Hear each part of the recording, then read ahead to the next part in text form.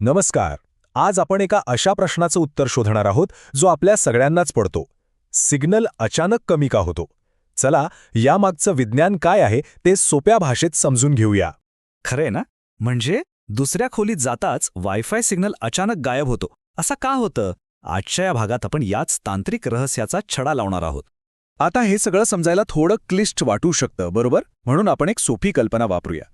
समजा आपली electromagnetic wave म्हणजे एक धावपटू आहे आणि ही कल्पना आपल्याला शेवटपर्यंत मदत करेल की सिग्नलच्या प्रवासात नेमकं घडतं तरी काय.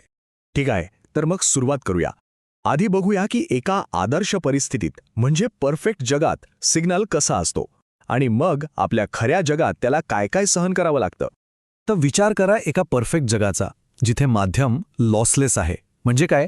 तर आपला धावपटू एका सुक्या सरळ ट्रॅकवर धावतोय. तिथे त्याला अडवायला काहीच नाही. तो न थकता न दमता धावतच राहील. खरं तर असं जग अस्तित्वात नाही. अगदी अंतराळातल्या व्हॅक्यूमसारखं. हे एक आदर्श उदाहरण आहे. पण आपलं खरं जग ते असं नाहीये. आपलं जग आहे लॉसी. म्हणजे आता आपला धावपटू सुक्या ट्रॅकवर नाही तर एका पाण्याने भरलेल्या स्विमिंग पूलमधून धावायचा प्रयत्न करतोय.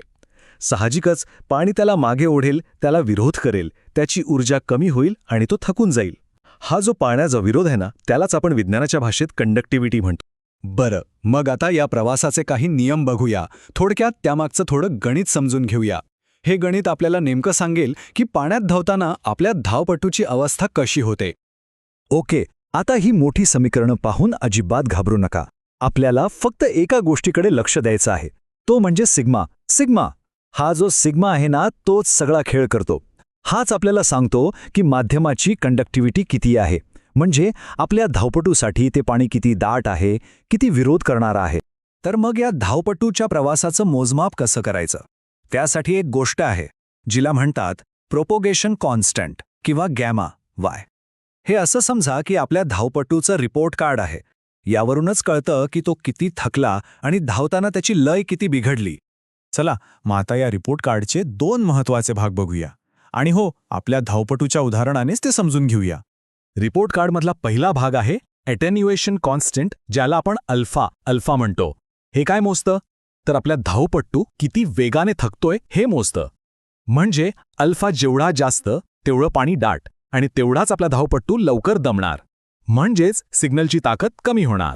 आणि दुसरा भाग आहे फेज शिफ्ट कॉन्स्टंट, म्हणजेच बीटा. आता हे काय आहे? तर त्या पाण्याच्या विरोधामुळे धावपटूच्या धावण्याच्या स्टाईलमध्ये काय फरक पडतो हे बीटा सांगतं. त्याची नैसर्गिक लय कशी बिघडते, त्याची प्रत्येक स्टेप कशी चुकते, हे सगळं बीटा ठरवतं. या सगळ्याचा एक खूप इंटरेस्टिंग परिणाम होतो. तो म्हणजे इलेक्ट्रिक आणि मॅग्नेटिक फील्ड्स जे आधी एकदम एका तालात हातात हात घालून नाचत होते, त्या पाण्याची लयच बिघडून टाकली आहे. आता ते एकत्र नाचत नाहीत. त्यांचा ताळमेळ पूर्णपणे बिघडला आहे. ठीक आहे, आता हे जे लॉसी किंवा नुकसानकारक माध्यम आहे त्याचे पण प्रकार असतात. चला बघूया की हे वेगवेगळे प्रकार आपल्या धावपटूवर म्हणजे सिग्नलवर कसा परिणाम करतात. मुख्यतः आपण 2 प्रकारे बघू शकतो. पहिला, उत्तम डायइलेक्ट्रिक. हे म्हणजे आपल्या धावपटूसाठी स्वच्छ पाण्यासारखा आहे. थोडा विरोध नक्की आहे, पण तो धावू शकतो. पण दुसरा प्रकार आहे उत्तम कंडक्टर, आणि हे म्हणजे दाट चिखल. यातून धावायचा प्रयत्न केला तर काय होईल? प्रतिकार इतका प्रचंड असेल की धावपटू जागेवरच थांबेल. आता या उत्तम कंडक्टर्समध्ये म्हणजेच आपल्या उदाहरणातल्या दाट चिखलामध्ये एक खूप विचित्र गोष्ट घडते. तिला म्हणतात स्किन डेप्थ. नावाप्रमाणेच याचा अर्थ आहे की आपली लहर त्या माध्यमाच्या आत किती खोलवर जाऊ शकते याचं हे मोजमाप आहे. यालाच स्किन इफेक्ट असंही म्हणतात. याचा अर्थ काय? तर करंट किंवा सिग्नल त्या वस्तूच्या आत न जाता फक्त तिच्या पृष्ठभागावरून म्हणजे त्वचेवरूनच वाहतो. तो आत घुसूच शकत नाही. हे आपल्या धावपटूच्या उदाहरणाशी अगदी जुळतं. जसं की त्याने दाट चिखलात उडी मारली, तो आत किती खोल जाईल? अजिबात नाही. प्रतिकार त्याला लगेचच थांबवेल. तसंच काहीसं या लहरीचं होतं. ती आत जाऊच शकत नाही, पृष्ठभागावरच अडकून पडते. बरं, तर आत्तापर्यंत आपण धावपटू, पाणी, चिखल या सगळ्या गोष्टी बोललो. पण या सगळ्या भौतिकशास्त्राचा आपल्या रोजच्या आयुष्यात काय उपयोग आहे हे समजून घेणं का महत्त्वाचं आहे? तुम्ही विचार करा, रडार, आपल्या मोबाईलचं GSM नेटवर्क, सॅटेलाइट कम्युनिकेशन आणि हो, आपलं लाडकं वायफाय, ही सगळी वायरलेस टेक्नॉलॉजी याच सिद्धांतांवर काम करते. ह्या नियमांशिवाय हे काहीच शक्य झालं नसतं. तर आता तुम्हाला तुमच्या प्रश्नाचं उत्तर मिळालं असेल. दुसऱ्या खोलीत गेल्यावर वायफाय सिग्नल का कमी होतो? कारण तुमची भिंत ही एक लॉसी मीडियम आहे.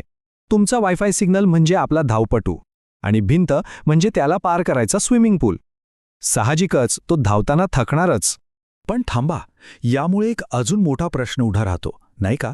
जर प्रत्येक गोष्ट, अगदी हवासुद्धा सिग्नलला कमजोर करते, तर मग इंजिनियर्स पृथ्वीवरून मंगळावरच्या यानाला सिग्नल कसे पाठवतात? किंवा अब्जावधी किलोमीटर दूर असलेल्या उपग्रहांशी संपर्क कसा साधतात? ते या थकवणाऱ्या प्रवासावर मात कशी करतात? विचार करण्यासारखी गोष्ट आहे, नाही का?